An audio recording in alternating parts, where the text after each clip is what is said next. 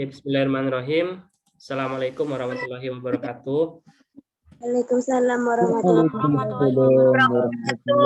Alhamdulillahirrahmanirrahim. Asyhadu an la ilaha illallah wa asyhadu anna Muhammadar Rasulullah.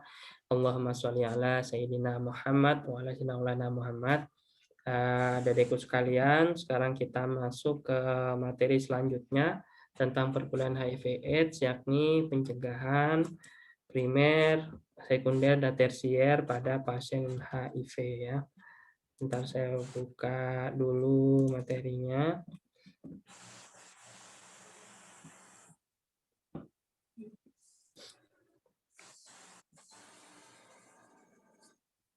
Oke, apakah sudah muncul di layar? Tidak, Bapak. Belum ya.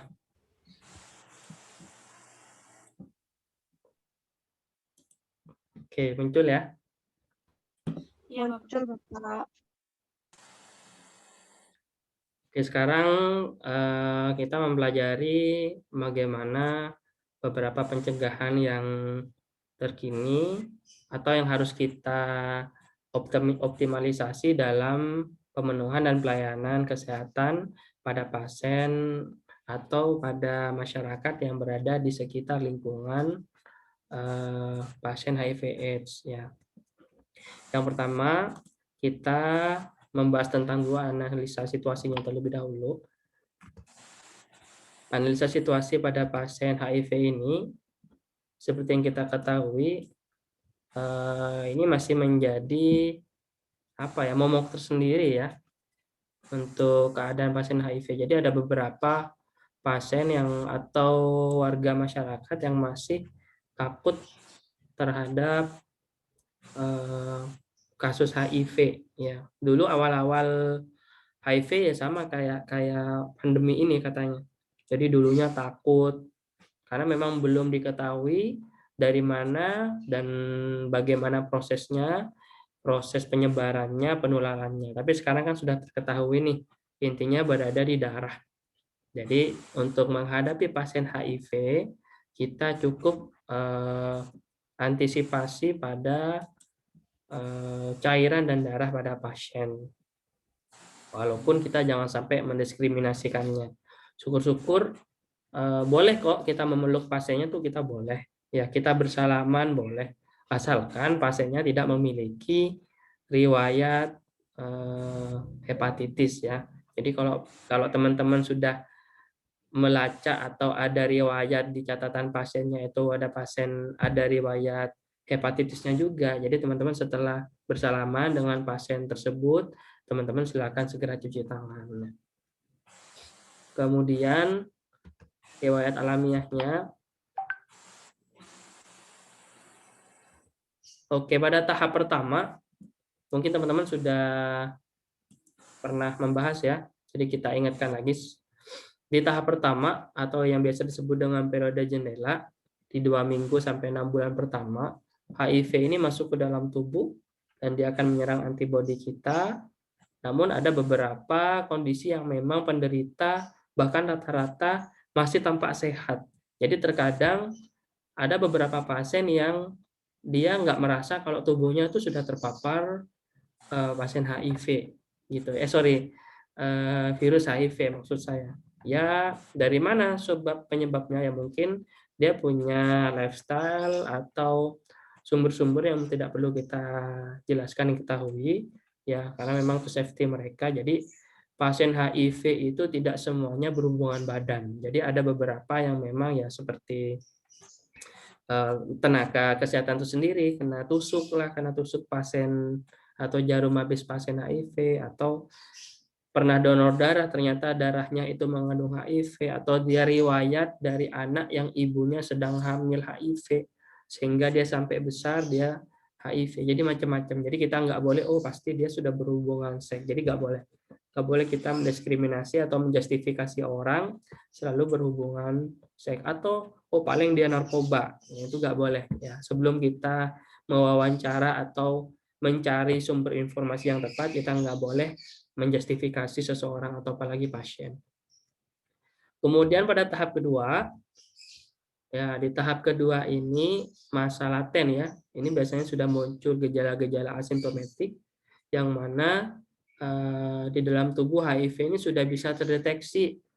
Jadi pada usia sehat 5 tahun, 10 tahun, dalam arti bukan usia 5 sampai 10 tahun, maksudnya itu masa inkubasi yang sudah dari 5-10 tahun sejak awal terpapar, nah itu sudah bisa terdeteksi gitu ya. Jadi kalau kita ketusuk pasien bekas HIV sekarang kemudian dites HIV pasti negatif karena masih belum masa laten. Nanti tapi kalau udah 5 tahun, 10 tahun itu baru bisa terdeteksi. Tapi sekarang ada beberapa jenis pemeriksaan yang memang dalam 1 tahun saja sudah bisa terdeteksi apakah dia benar-benar terpapar HIV atau tidak.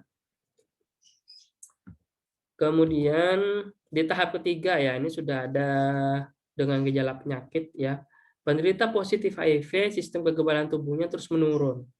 CD4-nya terus menurun ya. Kemudian yang paling tidak enak lagi sudah mulai ada pembengkakan kelenjar limfe ya.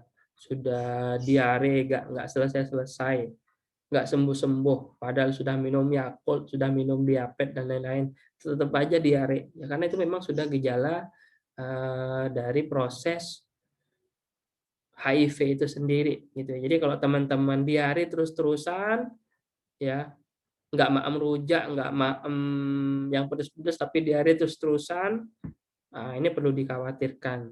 Bisa jadi kita dulu pernah tertusuk atau pernah terkena darah pasien ketika kita praktek. Jadi, tapi ini naudzubillah min dzalik ya. Ini hanya perumpamaan dan simulasi saja untuk memahami dan membuat kita gampang dalam menganalisis sesuatu. Kemudian, nah kalau sudah AIDS, ya pastinya pasiennya sudah sangat menurun dan ini yang akan menyebabkan kondisinya semakin parah. Ya kadang ada TBC-nya, kadang sudah ada hepatitisnya, ya. Ya bayangin aja satu pasien dikeroyok oleh beberapa penyakitnya. Jadi wajar kalau pasien AIDS ini progres kematiannya tuh lebih cepat daripada pasien HIV. Karena memang HIV dan AIDS itu berbeda. Kemudian penularan HIV atau HIV ya. Oke, yang pertama memang ini tidak perlu kita pungkiri. Pak, saat berhubungan kan minim darah Pak ya, tapi di situ ada cairan yang memang mengandung virus HIV-nya itu memang sudah ada di cairan tubuh kita. Jadi memang hindari kontak seksual terutama kepada orang-orang yang bukan yang halal bagi kita. Kemudian occupational exposure ya seperti kita tenaga kesehatan ya, kita juga calon-calon occupational exposure, hati-hati dan jangan nyeleneh, jangan terlalu sombong, saya kan sudah cuci tangan tadi, masa iya mau cuci tangan lagi? Nah, itu jangan sampai ada pemikiran kayak gitu. Lebih safety, lebih aman, walaupun pasien kita masih jauh di depan kita, upayakan kita sebersih mungkin ketika berhadapan dengan pasien ya. Jadi jangan sampai kalian menjadi pelanjut amal jariah penyakit dari pasien satunya ke pasien lainnya. Kemudian ini yang tidak paling saya inginkan juga adalah NHM ada yang menggunakan narkoba, itu naudzubillah min dzalik. Itu pasti langsung kami keluarkan. Ya, tapi alhamdulillah sampai detik ini masih belum ada laporan mahasiswa kita yang seperti itu.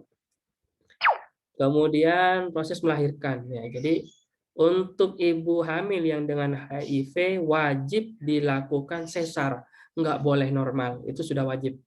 Ya, jadi sudah nggak boleh ada pembantahan lagi, gitu ya. Kira-kira kenapa kok pasien HIV harus dilakukan proses persalinan dengan cara sesar? Ada yang bisa menjawab? Karena pada saat itu kan ada luka di bagian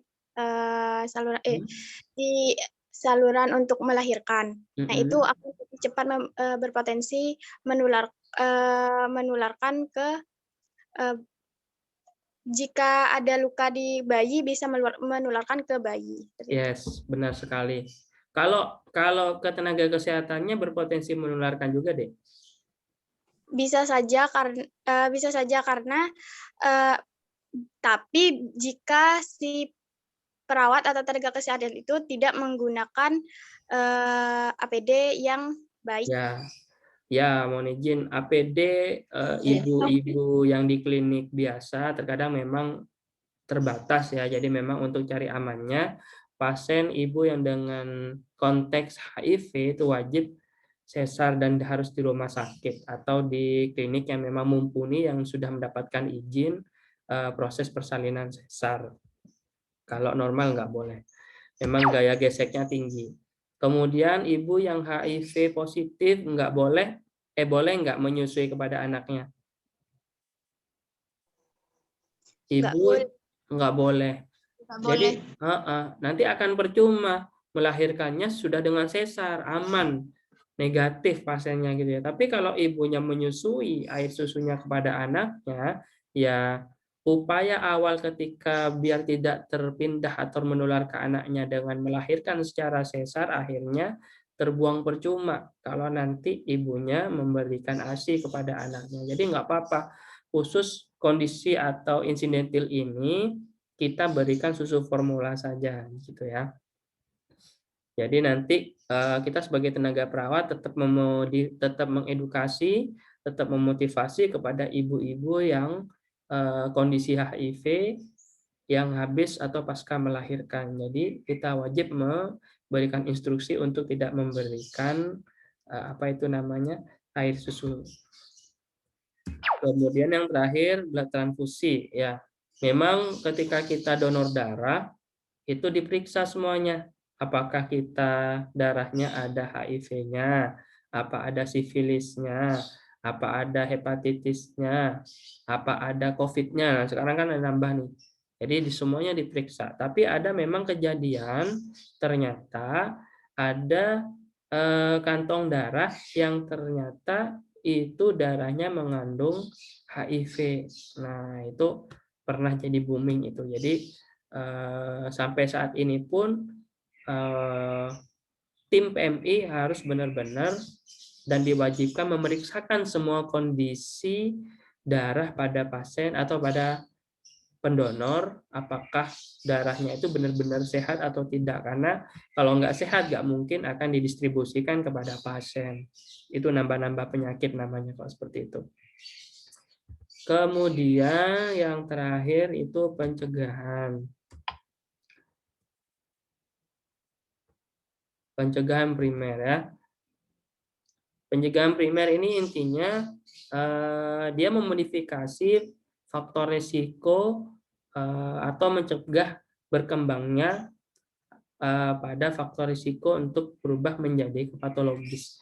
Jadi intinya di sini kita dituntut untuk gimana sih caranya agar orang itu tidak terkena penyakit itu. Contoh di saat pandemi saat ini, gimana caranya agar pasien itu atau orang-orang sekitar tidak terkena COVID? Ya, kita anjurkan untuk diberikan pendidikan kesehatan tentang COVID, diberikan pendidikan kesehatan bagaimana cara menggunakan masker, bagaimana cara mencuci tangan.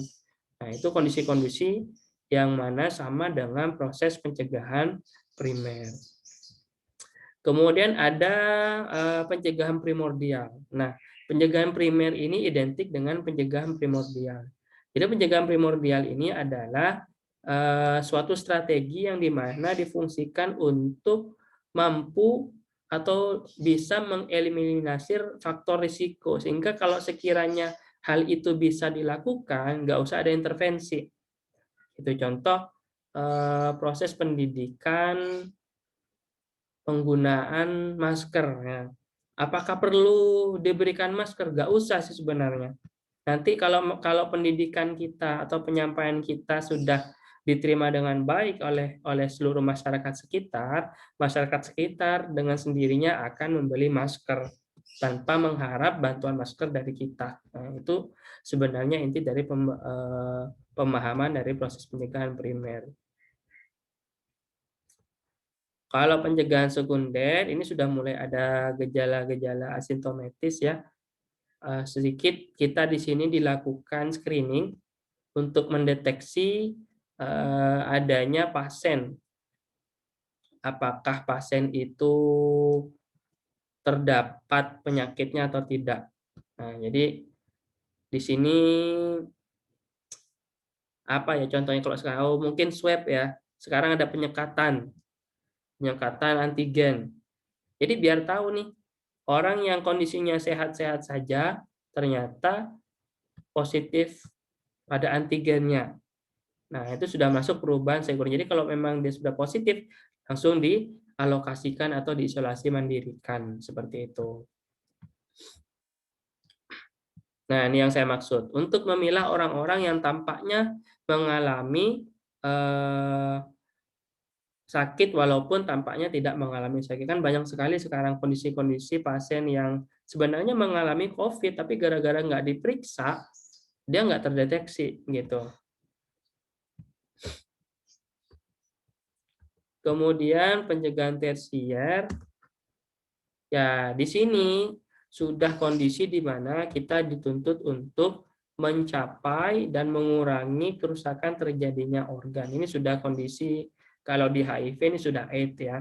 Jadi kita dituntut harus menyelesaikan dampak apa yang muncul. Oh, pasiennya lemes. Jadi biar nggak lemes, dikasih intake nutrisi yang lebih.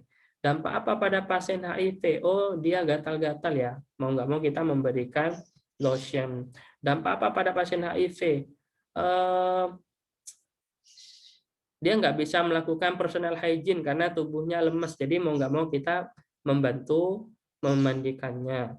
Dia nggak bisa bernafas karena sudah TBC. Jadi kita memberikan support oksigenasi. Itu sudah masuk ke tindakan-tindakan tersier. Jadi di sini kita dituntut untuk mencapai mengurangi adanya terjadinya kerusakan jaringan organ, disfungsi organ, efek dari komplikasi penyakit yang dialami oleh pasien. Atau syukur-syukur mampu memperpanjang hidup pasien. Jadi di sini kita memberikan obat, kita memberikan pelayanan kesehatan, kita memberikan pelayanan kebutuhan dasar manusia yang harus dipenuhi oleh pasien tersebut. Kemudian kelihatan penuh nggak di layar kalian? Tidak, Bapak.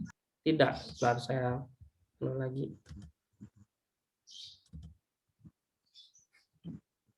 Kok nggak penuh ya ini? Wait. Ini nggak penuh? Sudah, Bapak. Tidak, Bapak. Oh, bentar ya.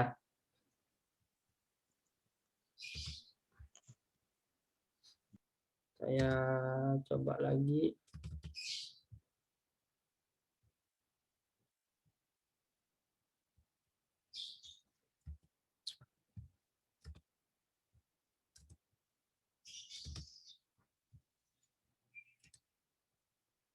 Minta update ini. Microsoft-nya minta diupdate.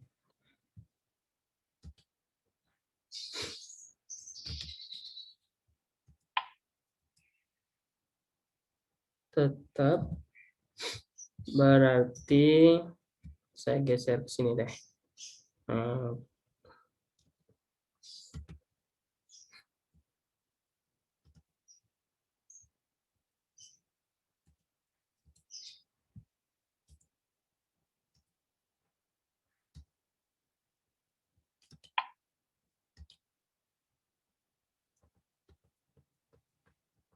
Kalau sekarang penuh nggak? Penuh ya? Sudah, Bapak, sudah. Sudah penuh? Penuh, Pak. Oke. Sorry, tadi ada kesalahan teknis penempatan animasinya. Ini ya, ada sedikit clue mungkin dari mana sih sebenarnya yang disebut dengan tersier, sekunder ya. Ini untuk penjagaan primer, di sini kita dituntut untuk melakukan pendidikan kesehatan reproduksi bagi remaja dan ibu rumah tangga. Kalau memang kasusnya nafsa, berarti pendidikan kesehatan tentang nafsa. Kemudian pendidikan kesehatan yang aman bagi WTS. Apa itu WTS? Ada yang tahu WTS? Ada yang tahu? Ada yang tahu apa itu WTS? Apa Kintara? Nggak tahu, Pak. Tidak tahu. Nggak Tidak tahu. tahu, Pak. WTS itu wanita tunasusila. Nah, kita memberikan pendidikan kesehatan seks yang aman bagi wanita tunasusila. Kemudian pencegahan primer yang lain, ya kita di sini juga dituntut untuk menggunakan jarum suntik yang steril bagi pengguna narkoba suntik, ya kita memberikan edukasi juga di sini. Kemudian memberikan edukasi tentang penggunaan kondom bagi kelompok seks yang beresiko. Kemudian pastinya tes darah bagi pendonor darah. Kalau sekundernya kita memberikan tes konseling sukarela dan terpadu, ya. Kemudian kita memberikan terapi obat ARV. Kemudian kalau yang tersier, nah ini sudah karena memang ada beberapa pasien sudah depresi ya, jadi kita harus merangkul dia, kita motivasi psikologinya, kemudian yang paling penting adalah kita jangan sampai melakukan stigma atau diskriminasi pada pasien HIV gitu. Dan ini yang paling penting yang harus kita lakukan adalah ABCDE ya. A-nya itu adalah abstinensia. Jadi bagi teman-teman yang memang belum menikah, silakan berpuasa. Ya, jangan sampai teman-teman tergoda atau termakan rayuan oleh teman-teman yang di luar sana. Nanti kalau teman-teman sudah praktek di rumah sakit, wah nanti kalian akan bertemu dengan para buaya laki-laki dan buaya perempuan. Nanti teman-teman akan berjumpa di situ. Jadi hati-hati kalau sekiranya dia mengarah ke hal-hal yang negatif, tinggalkan saja. Kemudian yang kedua, be faithful. Yang kedua, be faithful, saling setia. Terutama bagi yang sudah menikah. Jadi jangan gonta sana, gonta sini, gonta sana, gonta jangan. Ya. Kemudian yang ketiga, C, pakai kondom. Kalaupun teman-teman karena ini memang kebutuhan biologis ya. Ya di agama kita memang ini dilarang, tapi mohon maaf banyak sekali wanita tunasusila atau orang-orang di luar sana yang sebenarnya dia agamanya Muslim ya, tapi karena faktor ekonomi, karena faktor sosial, akhirnya dia mau tidak mau, suka tidak suka, dia berperan sebagai profesi itu.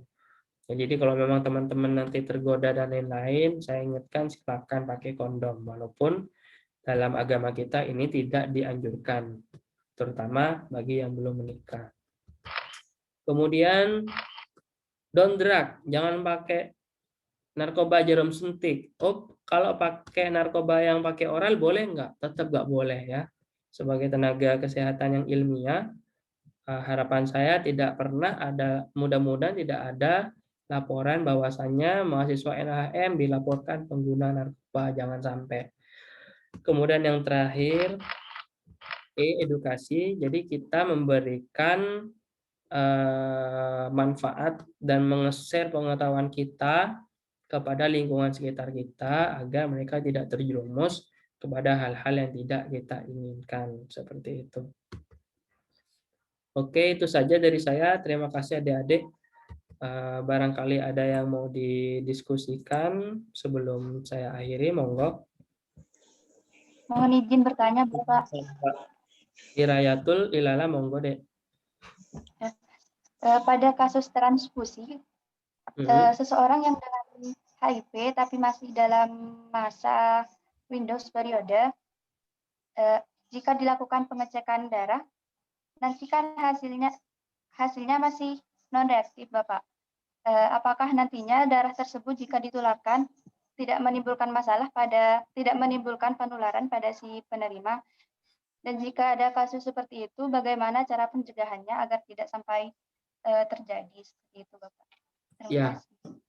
Oke, pertanyaan yang bagus. Kalau masih di fase Windows kan tidak terdeteksi, walaupun di dalamnya sudah ada benih atau zat virus dari XIV-nya. Kalau menurut saya pribadi itu tetap akan bermasalah ke depannya. Makanya ada beberapa orang yang memilih, saya lupa itu dia aliran apa atau organisasi apa yang memang kondisinya itu dia tidak mau menerima darah dari orang lain. Ada memang itu. Karena mungkin antisipasi hal-hal yang seperti itu. Jadi memang kita nggak mau, jangan sampai ya kita menerima donor darah dari orang lain, karena memang dampaknya seperti itu, khawatir. Dulu mungkin saat pendeteksian awal nggak ada, tapi karena ini HIV yang sifatnya bisa apa ya, terutama sebelum masa laten dia masih bisa sembunyi, masih belum bisa terdeteksi, pastinya akan berdampak pada pasien yang menerima darahnya tersebut jangka panjang, minimal 5 tahun ke depan. Nah, untuk mencegah hal tersebut, kita diupayakan memang benar-benar jangan sampai kita menerima darah dari orang lain, kecuali pada kondisi-kondisi genting. Ya, kita kan nggak tahu ke depannya apakah kita nanti akan melahirkan, kemudian kita mengeluarkan darah yang banyak, jadi mau nggak mau harus ditransfusi darah orang lain, ya kita bismillah saja. Tapi kalau secara prosedural, PMI sebenarnya sudah aman menyampaikannya, karena memang deteksinya sudah nggak ada HIV. Tapi kalau pasiennya tersebut masih di fase jendela, ya jangan salahkan PMI nanti kalau 5 tahun atau 10 tahun ke depan, pasien tersebut akhirnya muncul HIV gitu ya. Kalau menurut saya sih seperti itu, Dek. Baik, Bapak. Ada lagi mungkin? Saya, Pak. Saya, Pak. Karimah dulu. Oke. Mengenai pertanyaan dari Mbak Ira tadi. Saya pernah membaca, Pak, mungkin bisa diluruskan, itu si virus itu masih ada sponsor, Pak. Si virus itu, Pak, bisa hidup jika ada tempatnya itu, Pak. Kayak di tubuh, dia baru bisa hidup. Berarti maksudnya kan kalau dia sudah nggak di tubuh, bisa saja si virus itu sudah tidak hidup di dalam darah itu. Apakah benar seperti itu, Pak? Jadi jika di masa jendela, it's okay, karena itu kan sudah tidak ada di dalam tubuh, gitu, Pak. Oke. Gimana, Pak? Penjelasan yang bagus ya. Saya pribadi masih belum pernah mendengar itu, tapi rasional sekali kalau memang ada virus yang memang tidak ada inangnya ya maksudnya ya, tidak ada hostnya, besar kemungkinan virus itu akan mati. Jadi nanti kalau akan diberikan kepada pasiennya, insya Allah akan aman, gitu ya. Oke, terima kasih Mbak Rima Karimah ya, ini ilmu baru untuk saya. Ada tambahan lagi, teman-teman mungkin? Oh ya, Mbak Ira, dipahami ya penjelasannya Mbak Rima tadi ya? Iya, Bapak. Oke. Ada penjelasan lain mungkin? Atau langsung ke siapa tadi, cowok? Yang mau bertanya atau mau menjelaskan?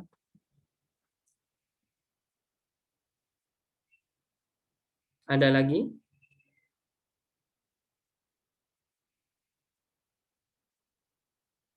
Enggak ada?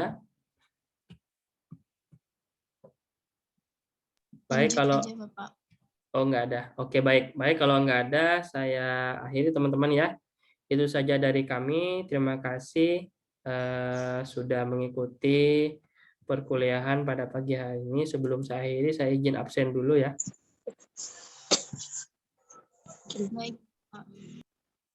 Oke. Ahmad Triki Septian Zarkasi ada? Ada, Bapak. Oke. Akbar Arifin? Hadir, Bapak. Aisyah Sinta Balkis? Hadir, Bapak. Alvan? Hadir, Bapak.